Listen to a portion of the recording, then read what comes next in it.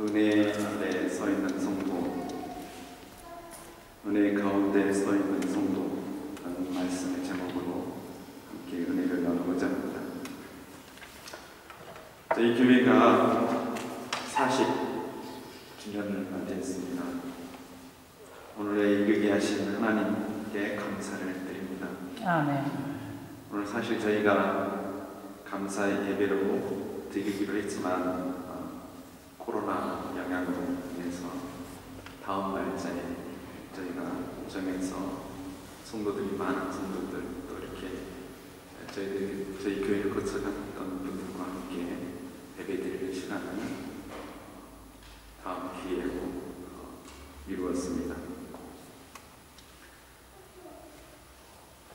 오늘 본문 로마서 5장 말씀을 읽으면서 제게 이렇게 처음 읽는 순간 어떤 한 문장이 제 눈에 사로잡혔습니다.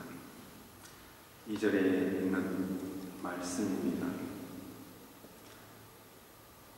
문장으로 말하면 주 문장도 아니고 부문장 관계절인데 거기에 은혜에 우리가 서 있다.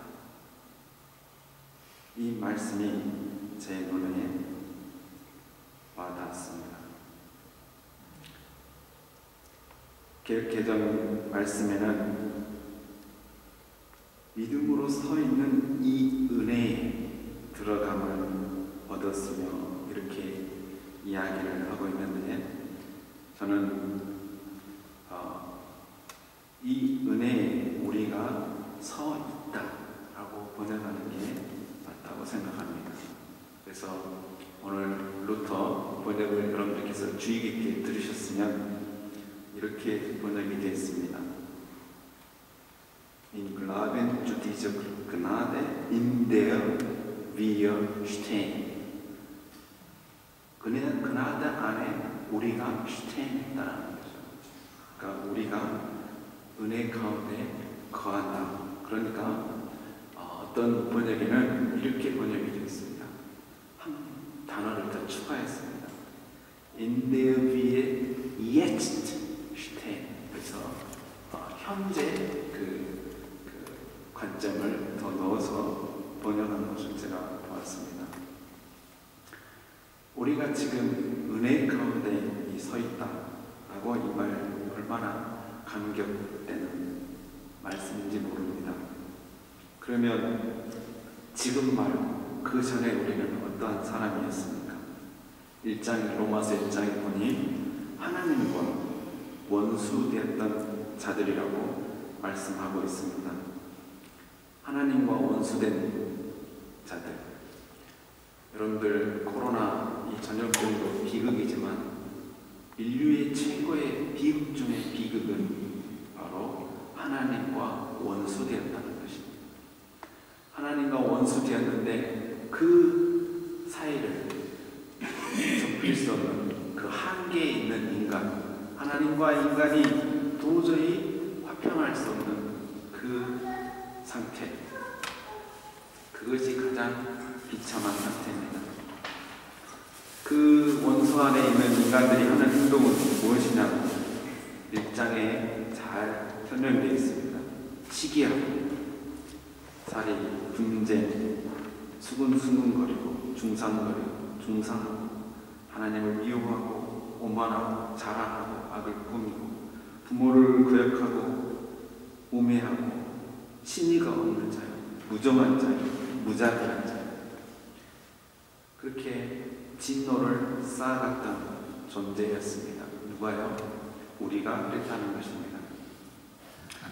그런데 하나님께서 그리스도로 말미암아 믿음으로 그리스도를 믿는 그 믿음으로 말미암아서 우리가 의롭다 여기는 바로 하나님의 자녀가 되었다고 로마서는 말씀해주고 있습니다.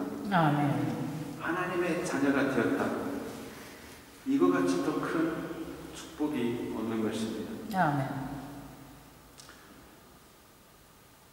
의롭게 되어진 바로 이 하나님의 진노를 받을 수밖에 없는 우리가 바로 얻을 수 있던 첫 번째 것은 바로 평화입니다. 평강입니다. 하나님과 화목하여 평화를 유지하게 되었다는 것입니다. 이 평강의 은혜 안으로 우리가 초대되었습니다. 누구에 의해서요? 바로 하나님의 사랑에 의해서입니다.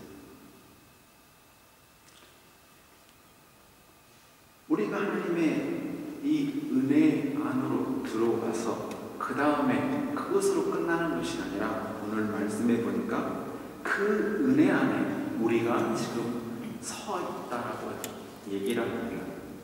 이 말씀은 매우 역동적인 바로 단어입니다.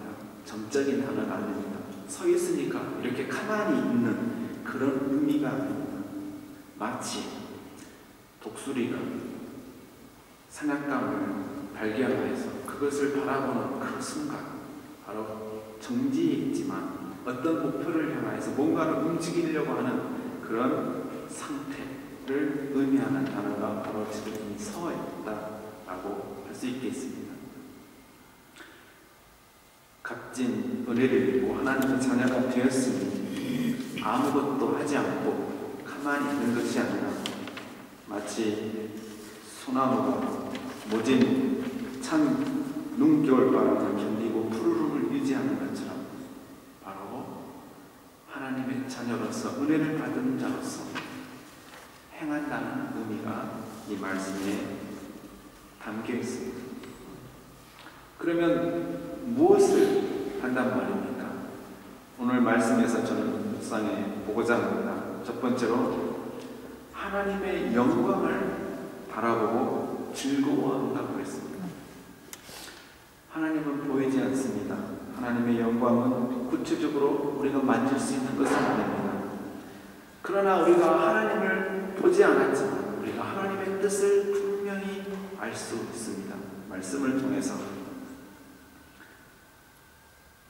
바로 이 하나님의 영광의 실체도 우리는 분명히 알 수 있습니다. 왜냐하면 여러 가지로 하나님의 영광에 대해서 구약의 말씀을 가지고 설명할 수 있겠지만 그 영광이 향하는 곳이 어디냐면 바로 예수 그리스도입니다. 말씀이 육신이 되어 우리 가운데 거하시네 우리가 그의 영광을 보니 아버지의 독생자의 영광이요 은혜와 진리가 충만하더라. 아멘. 우리는 똑똑히 하나님의 영광을 볼 수 있습니다. 무엇으로요? 우리의 글라우드, 주님을 믿는 글라우드를 통해서 우리는 알 수가 있습니다. 왜냐하면 오늘 말씀해 보니까 성령 하나님께서 우리 마음에 역사를 하십니다. 사랑을 부어주십니다. 그래서 이 하나님의 영광이 무엇인지를 우리가 분명히 알 수 있도록 도와주십니다. 바로 이 영광을 바라보면서 즐거워하는 것이 바로 우리가 은혜 안에 서 있는 자의 그 다음의 행동이라고 볼 수가 있겠습니다. 늘 우리의 관심사가 하나님의 영광, 예수 그리스도의 뜻에 우리가 초점이 가 있다고 하는 것입니다. 이러한 소망을 갖는 자에게는 하나님께서 부끄러움을 주지 아니하십니다. 하나님께서 분명하게 그 즐거움에 화답하는 축복으로 우리와 함께 하십니다. 오늘 로마서 5장에 가장 강하게 등장하는 단어가 뭐냐 하면 바로 이 우리라는 말씀이 있습니다. 우리가 1장에서 4장은 내가 라는 1인칭이 많이 강조되었다면 오늘 말씀에 우리의 사랑, 우리에게 사랑이 부어졌습니다. 다시 말하면 이 하나님의 은혜가 나에게만 주어지는 것이 아니라 우리 전체에게 임하는 동일한 하나님의 은혜라는 사실에 우리는 또 감사하지 않을 수가 없습니다. 다시 말하면 나만이 하나님의 영광을 바라보는 것이 아니라 우리 모두가 함께 하나님의 영광을 바라보면서 하나님의 뜻을 이루어지는 것을 보면서 그리고 이루어질 것을 기대하면서 우리가 함께 기뻐하는 형제 자매라는 것입니다. 40년 동안 여러분들께서 그렇게 생활해 오셨다고 생각합니다. 하나님의 영광을 소망을 바라보고 즐거워한다는 것은 단계적인 의미도 있습니다. 하나님의 영광을 우리가 생각할 때 오늘 말씀에 이런 말씀이 있습니다. 환난 가운데서 즐거워한다는 말씀이 있습니다. 오늘 말씀에 즐거움이라는 단어가 11절까지 포함해서 3번이 똑같은 단어가 나오는데 하나님의 영광을 바라본다라고 하는 것 자체가 그냥 무조건 우리가 아무 일 없이 주어지는 것처럼 바라볼 수 있는 것처럼 오늘 말씀은 얘기하지 않습니다. 왜냐하면 그 하나님의 영광이 실체이신 예수 그리스도가 하나님의 영광을 보여주실 때 어떻게 보여주셨냐면 그가 고난을 통해서 십자가의 고난을 통해서 그리고 부활하셔서 우리에게 그 하나님의 영광을 보여주셨기 때문입니다. 오늘 말씀에 다만 이뿐 아니라 우리가 환난 중에도 즐거워하니 이는 환난은 인내는 연단은 소망을 이루는 줄 알미라. 이 영광의 소망, 하나님의 영광의 소망이 그냥 주어지는 것이 아니라 이러한 과정을 거쳤던 것처럼 우리가 이 땅에서 소망을 갖고 사는 우리도 바로 이 고난의 현장에 있다라고 하는 것입니다. 고난하면 바울을 뺄 수 없습니다. 그는 자신이 고난당하는 것을 고린도후서에 이렇게 얘기합니다. 유대인들에게 40에 하나 감한 매를 5번 맞았고 돌로 맞았고 강도의 위험을 당하였고 죽을 위험을 몇 번 당하였고 수고하고 애쓰고 자지 못하고 목마르고 춥고 헐벗고 이거는 고사하고 늘 마음에 억눌림, 걱정, 염려가 떠나지 않았다는 것이죠. 뭐 때문에? 그가 그렇게 교회를 사랑하고 우리라는 이 마음을 가지고 형제를 위해서 헌신하고 봉사하고 교회를 위해서 헌신하고 봉사했는데 그 형제가 예수님을 버리고 다른 데로 가버리는 거예요. 배교하는 거예요. 하나님을 떠나는 거예요. 세상으로 나가는 거예요. 말씀을 떠난 바울이 그것 때문에 잠을 이루지는 못하고 그것 때문에 괴로워하는 것을 보는 것입니다. 뭐 때문에 그러는 이 고통. 그가 당하는 그 고통을 산 소망이 끊어졌다. 그러니까 정말 살기 싫다. 그 정도로 바울은 고통에 휩싸인 사람입니다. 스스로 육체적인 질병을 가진 그가 바로 이 고난의 이 현장에서 하나님의 소망을 바라봤다는 것입니다. 그는 이렇게 말을 합니다. 이 약한 것을 이 나의 약한 것을 자랑한다고 그랬습니다. 오늘 이 자랑한다는 말이 말씀이 또 등장합니다. 무엇입니까? 환난 중에도 즐거워한다. 루터 번역을 뭐라고 했냐면 환난을 자랑한다. 그렇게 번역을 했습니다. 여러분들 어떻게 환난을 자랑할 수 있습니까? 그리고 어떻게 환난 가운데서 즐거워할 수 있습니까? 힘든 것은 힘든 것입니다. 제가 아프 보니까 견딜 수가 없어요. 여러분들도 그러실 것입니다. 고통은 고통입니다.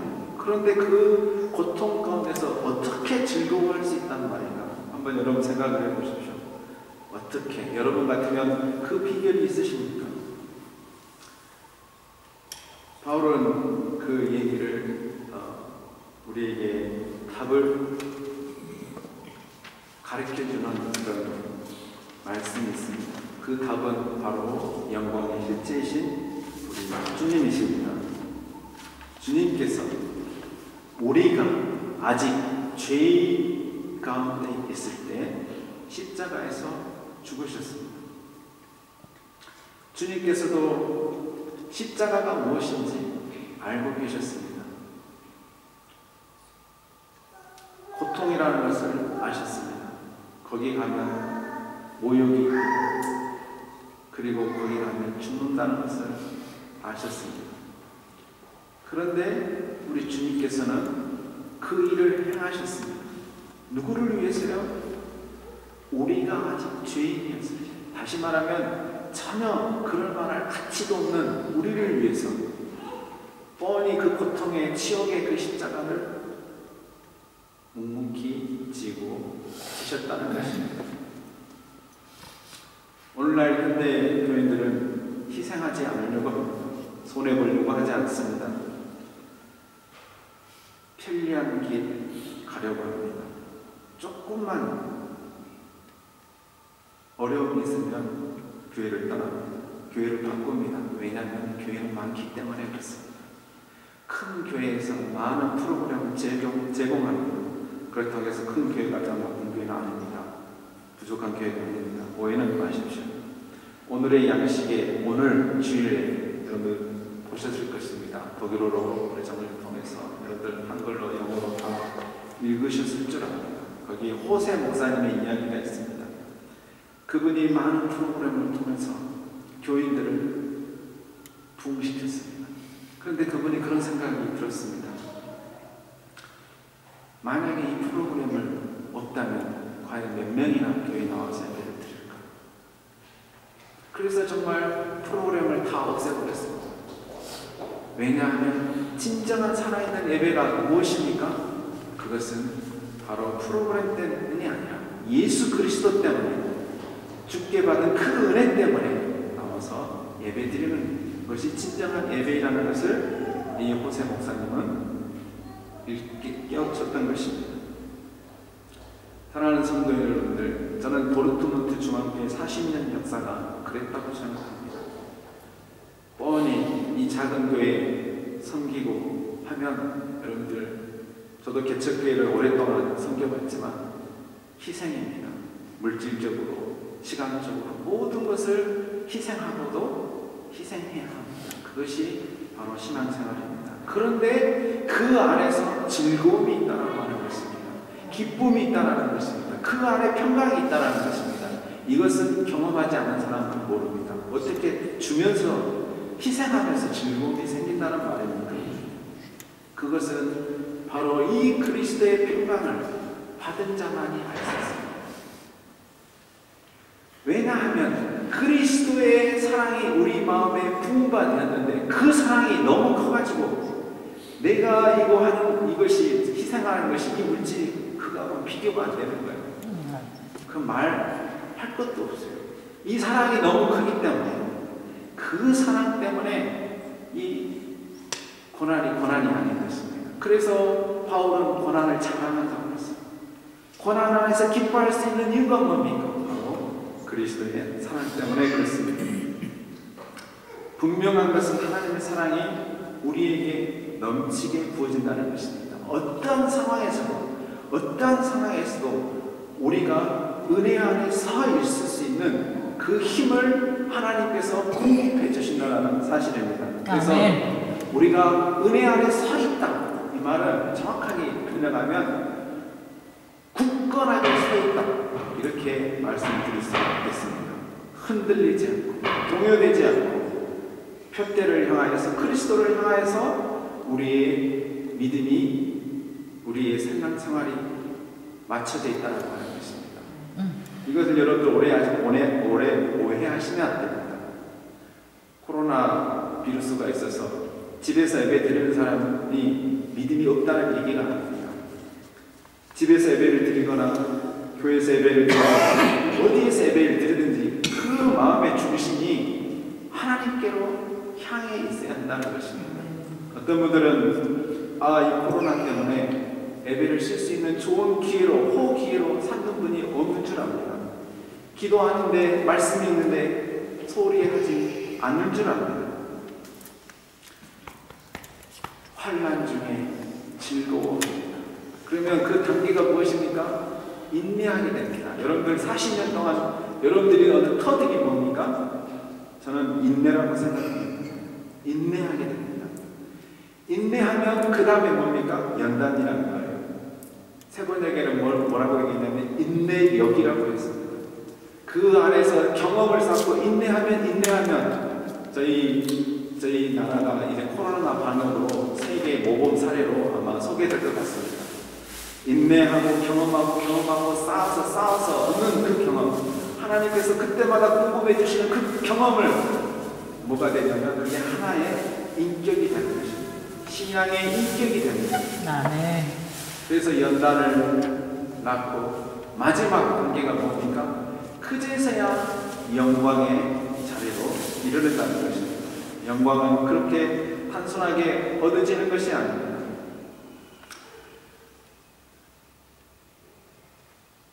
하나님의 은혜를 받은 사람은 왜 이 고난 중에 즐거워할 수 있냐면 고난을 선택하기 때문에 그렇습니다. 고난을 피하는 것이 아니라 고난인 줄 알면서 우리 주님처럼 그 자리를 드러나는 것입니다.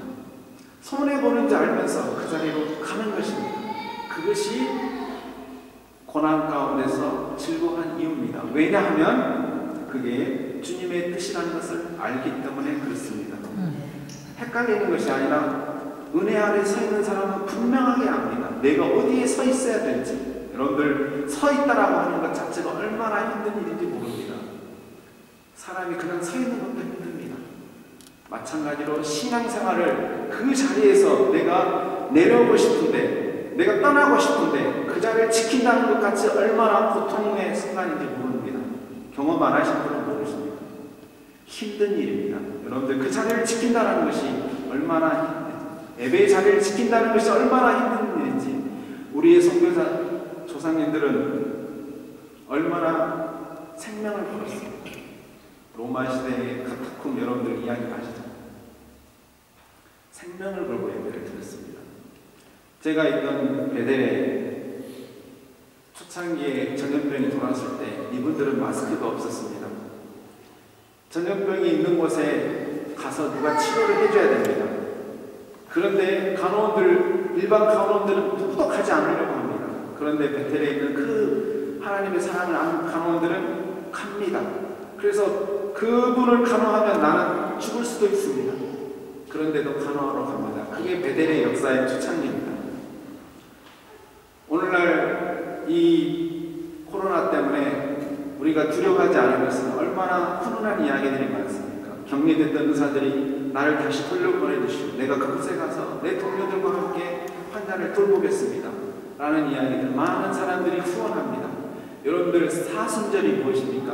하나님 앞에서 은혜를 생각하면서 그 고난을 생각하면서 이웃을 향하여서 가장 ernst된 아마 그러니까 가난한 중에서 가장 가난하고 힘든 사람들, 고통에 있는 사람들을 돕는 기간이 바로 사순절 기간입니다. 회개만 하는 것이 아니라 은혜 안에 들어가는 것만이 바로 사순절이 아니라 바로 그 은혜 안에서 우리가 무엇을 해야 되겠는지 고민하는 것입니다.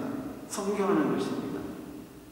지금 얼마나 많은 사람들이 이 선교의 도움의 손길을, 구제의 손길을 하는 것을 보고 정말로 이것이 바로 우리나라가 환난 가운데 인내를 낳고 연단을 낳고 하는 바로 우리 민족의 우수성이고 특성이라고 생각합니다. 또한 저희 교회 40년 역사가 저는 그래왔다고 생각합니다. 그리고 그 영광을 향하여서, 깃발을 향하여서 앞으로도 더 갈 것입니다. 얼마 전에 우리 성도님과 카톡 인사를 나눴습니다. 그분이 이런 얘기를 했습니다. 공감의 능력을 갖는 것이 중요하다. 공감의 능력. 여러분들 공감의 능력을 갖는 것 참 중요합니다. 오늘 로마서에 현재로 하는 말씀이 딱 두 가지가 동사가 있는데, 하나는 평강을 누리는 것하고 두 번째는 즐거워하는 것입니다. 어디 가운데서요? 우리가 이 지금 상황에서 즐거워하고 기뻐할 수 있는 이유가 있습니다. 그것은 예수 그리스도의 영광을 바라보면서 여러분들을 바라보면서 즐거워할 수 있고 되어지는 일을 통해서 즐거워할 수 있고 하나님의 구속의 은혜를 생각하면서 즐거워할 수 있는 것입니다. 감사하고 즐거워하고 기뻐할 이유가 얼마나 많은지 압니다. 코로나 비루스 참 우리를 많이 움츠리고 우리를 힘들게 합니다. 그러나 그 가운데서 여러분들 어디에 있든지 간에 이 즐거움과 평강이 떠나지 않기를 간절히 소망합니다. 기도하겠습니다.